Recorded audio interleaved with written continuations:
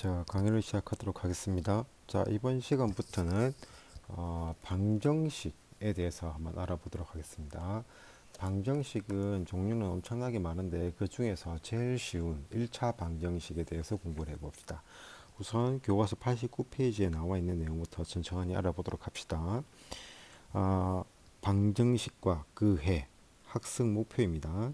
등식의 성질을 이해하고 방정식과 그 해의 뜻을 안다. 우선 처음부터 알아볼 것은 등식입니다. 자, 봅시다. 자, 등식이란 무엇인가?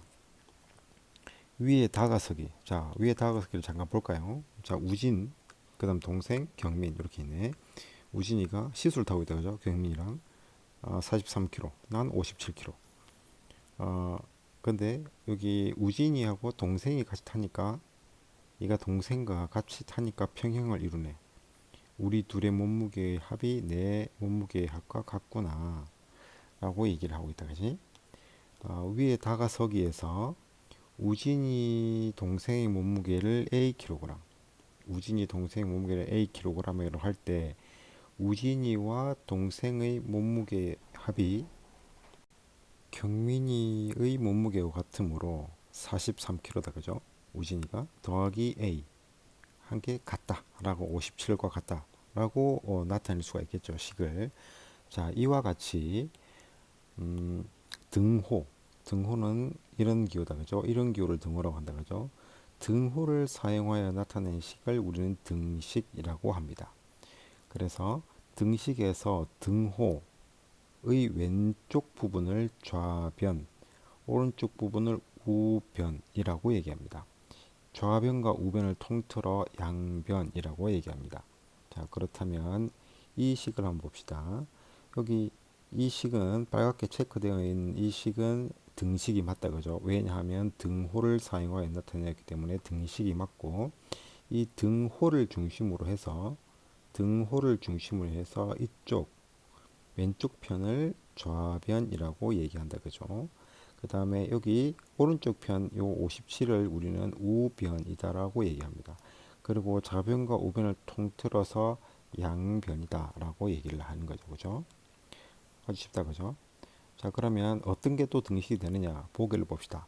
4 더하기 3은 7. 등호를 썼다. 그죠? 그래서 등식이 됩니다. 그런데 1 더하기 2x 같은 이런 1차식은 등호가 없죠. 따라서 등식이 안 되는 겁니다. 자, 이제 우리는 등식의 뜻을 알았다면 이제 등식은 어떤 성질이 있는지에 대해서 알아봅시다. 다음을 통하여 등식의 성질을 알아보자. 아래에 4개의 접시 저울이 있다. 모두 평형을 이루고 있다. 위의 1에서 4 과정에서 알 수 있는 것을 각각 말해보자. 뭐 어떤 게 있겠죠?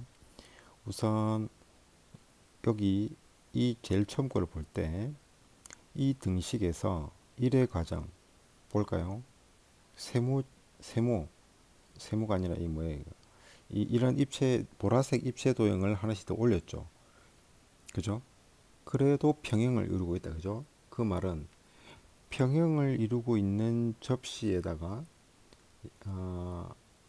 양쪽 접시에 같은 무게의 물건을 올려 놓아도 저울은 평형을 이룬다 라는 말이 되겠죠.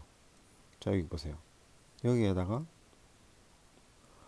이것의 빨간 거의 2배, 그 다음 얘의 2배가 되겠다. 그죠?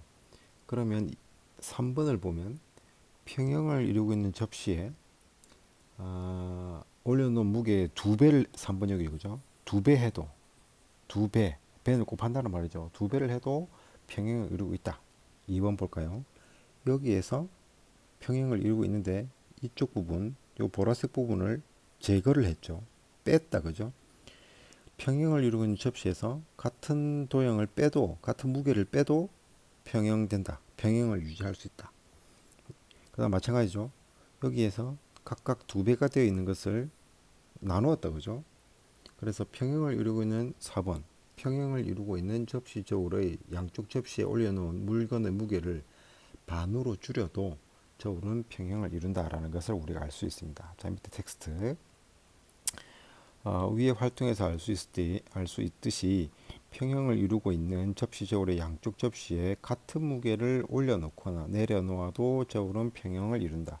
또 평형을 이루고 있는 접시 저울의 양쪽 접시에 올려놓은 물건의 무게를 같은 비율로 늘리거나 줄여도 평형을 이룬다.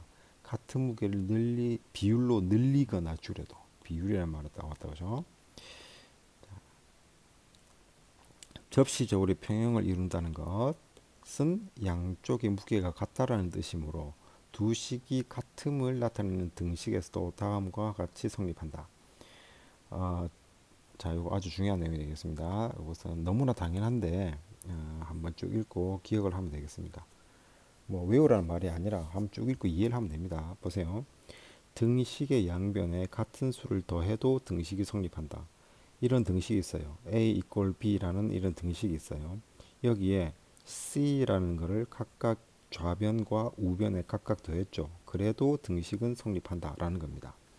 그 다음에 등식의 양변에 같은 수를 빼도 등식은 성립한다. 이렇게 등식이 있는데 좌우변에 같은 수를 여기 C를 뺐다 그죠? 좌변에 우변에도 C를 뺐다 그죠? 그래도 등식은 변하지 않고 성립한다. 그 다음에 등식의 양변에 같은 수를 곱해도 등식은 성립한다. 자 보세요. A equal B라는 등식이 있는데 좌우변에 뭐를 어떻게 했죠? 같은 C를 곱했다 그죠? 그래도 등식이 성립함을 우리가 확인할 수 있죠. 그럼 4번 보세요. 4번에서 주의해야 될 것은 0 아닌 수,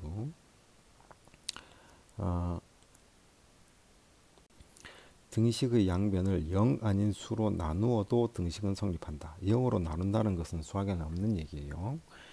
A equal B이면, 즉 A와 B가 등식이면, 이런 등식이 있으면 같은 수를 나누어도, 이런 얘기죠. 정확하게 쓰면 지금 분수를 써가지고 이게 나누는 거 맞나? 라고 생각할 수 있지만 A equal B에서 같은 좌변과 우변에 같은 수를 나누어도 이런 얘기죠. 그죠? 근데 우리는 알고 있잖아. A 나누기 C라는 것은 A 곱하기 C분의 1이 돼서 C분의 A가 된다는 걸 알고 있죠. 그래서 이것처럼 여기에서처럼 이렇게 써줬다라는 얘기다. 그죠? 그러니까 이 네 개의 이 텍스트를 요약하면 뭐가 돼요? 등식의 양변에 같은 수를 더하거나 빼거나 곱하거나 나누어도 등식은 성립한다라는 얘기죠. 이게 핵심이죠. 그죠? 단 나눌 때는 영한인 수로 나눠야 된다라는 거다. 그죠? 자, 마지막 주제입니다. 보세요. 등식의 성질을 이용하여 등식의 한 변에 있는 항을 다른 변으로 옮겨보자. 자, 보세요. 예를 들어서 등식 x-2 equal 11의 양변에 2를 더하면, 자, 이쪽이 좌변, 자, 여기가 좌변이 되죠. 그 다음에 이쪽이 우변이 되죠. 각각의 변에다가 2를 더했다 이거죠. 여기에다가 2를 더했죠. 여기에다가 2를 더했죠. 그러면 이 부분 마이너스 2 더하기 2는 0이 되겠죠. 이 부분. 그래서 x만 남아있죠. 여기 x가 남아있으니까 2 이렇게 되네. 이렇게 됐다 그죠? 자, 그렇다면 이때 두 등식 1 여기 있네. 1 2 여기 있네. 를 비교해 보면 등식 2의 우변 플러스 2 여기 있네.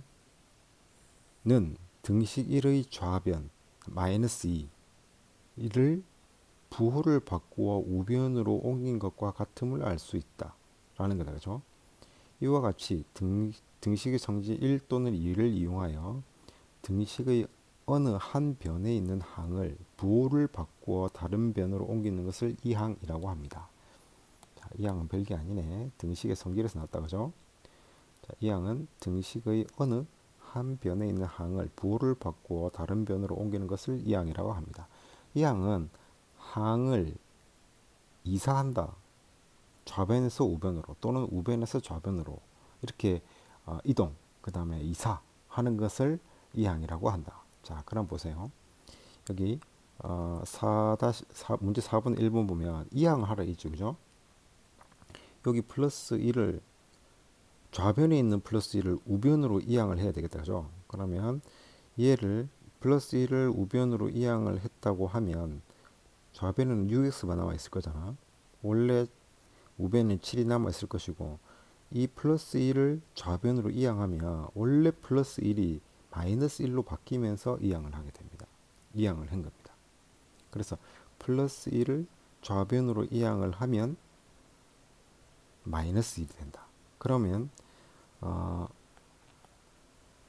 6x 이꼴 7 마이너스 1이라는 여기에서 여기 이 마이너스 1을 우변으로 좌변으로 이항을 한번 해볼까요? 그러면 어떻게 되느냐면 6x와 7이 있다 그죠? 그럼 여기 마이너스 1이었으니까 얘를 좌변으로 이항하면 부호를 바꾸어서 플러스 1 이렇게 해주면 되는 겁니다. 자, 아시겠죠? 자, 강의를 마치도록 하겠습니다.